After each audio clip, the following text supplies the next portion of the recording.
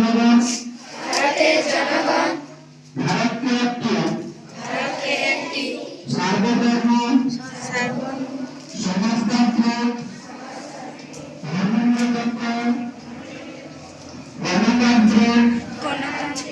সাধারণতন্ত্রের উপর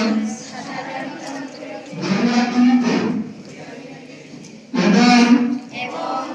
ইহার সকল নাগরিক যাহাতে সামাজিক অর্থনৈতিক এবং রাজনৈতিক ন্যায়বিচার চিন্তা অভিব্যক্তি বিশ্বাসের ধর্মের ও উপাসনার স্বাধীনতা পেয়ে থাকে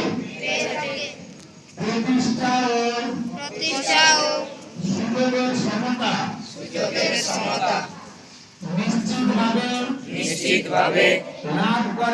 লাভ করেন এবং তাহাদের সকলের মধ্যে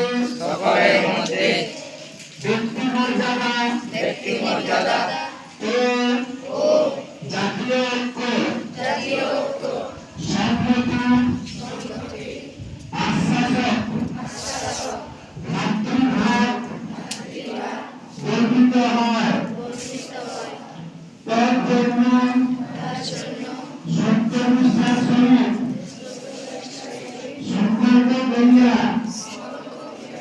আমাদের সংবিধান সভায় একদিন 26শে নভেম্বর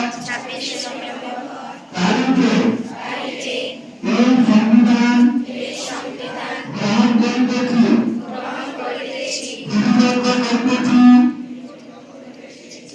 এবং আমাদিগকে অর্পণ করিতেছি